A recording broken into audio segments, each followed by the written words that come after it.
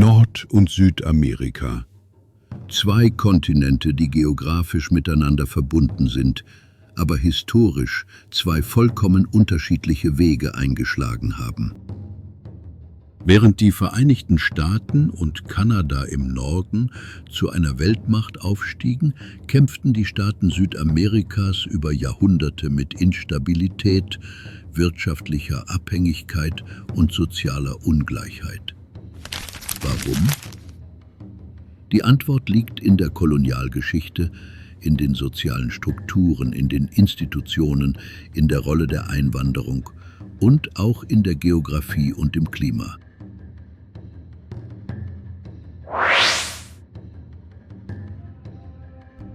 Der erste große Unterschied beginnt mit der Art des europäischen Kolonialismus. In Nordamerika setzten die Briten auf Siedlungen. Familien wanderten ein, bauten Dörfer, Städte und entwickelten früh Formen von Selbstverwaltung. Schon 1619 entstand in Virginia ein gewähltes Parlament. Die Kolonien waren arm an Gold und Silber, also mussten sie Landwirtschaft, Handel und später Handwerk entwickeln. Es entstand eine Gesellschaft, die stärker auf Arbeit, Unternehmertum und Gemeinschaft beruhte. In Südamerika war es anders. Spanien und Portugal fanden gewaltige Gold- und Silbervorkommen. Ihr Ziel war Ausbeutung. Edelmetalle sollten nach Europa fließen. Die Kolonien wurden auf Extraktion aufgebaut. Minen, Plantagen, große Ländereien. Anstatt breite Mittelschichten zu bilden, konzentrierte sich der Reichtum in den Händen weniger Eliten. Die indigene Bevölkerung und später Millionen afrikanischer Sklaven wurden in harte Zwangsarbeit gezwungen. Schon im Ursprung entstand also ein System, das Ungleichheit verfestigte.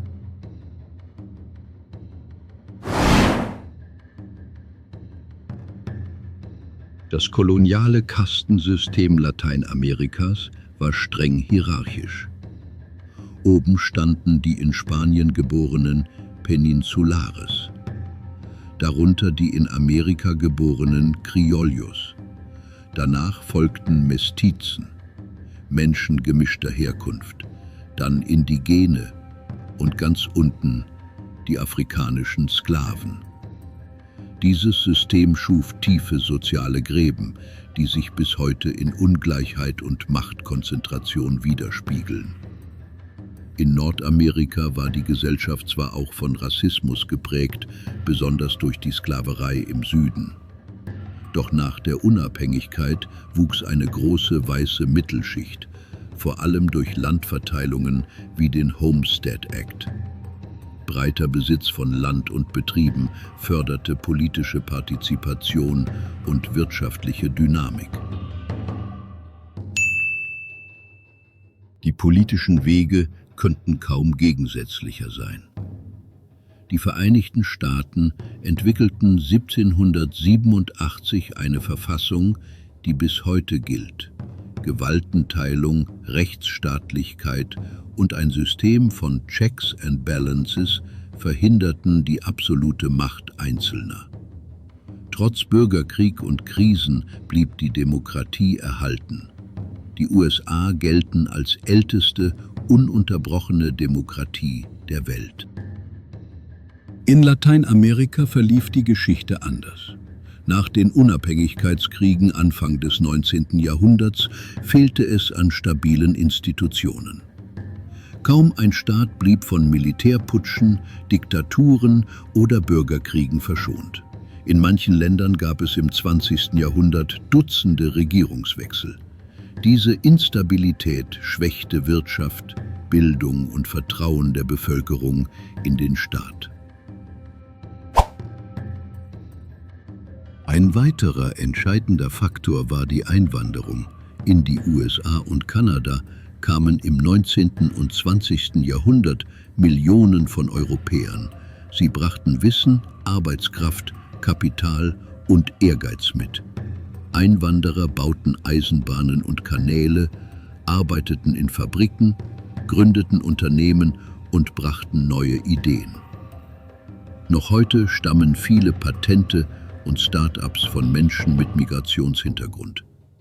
In Lateinamerika gab es zwar ebenfalls Einwanderung, etwa nach Argentinien oder Brasilien, doch sie blieb ungleich verteilt und konnte die alte koloniale Struktur nicht aufbrechen. Großgrundbesitzer und Eliten hielten die Macht fest in den Händen.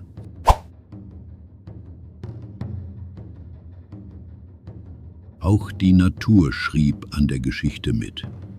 Nordamerika verfügt über riesige fruchtbare Ebenen, ein gemäßigtes Klima und ein Netz schiffbarer Flüsse wie den Mississippi.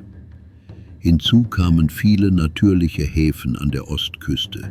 All das erleichterte Landwirtschaft, Handel und Industrialisierung. Südamerika hingegen ist durch Gebirge, Dschungel und extreme Klimazonen geprägt. Die Anden bilden eine gewaltige Barriere. Der Amazonas ist ein schwer durchdringlicher Regenwald. Kommunikation und Transport waren über Jahrhunderte enorm schwierig. Ganze Regionen blieben voneinander isoliert. Nationale Märkte konnten sich nur langsam entwickeln. Ein zentraler Unterschied zeigt sich in der Wirtschaft. Die USA industrialisierten im 19. Jahrhundert.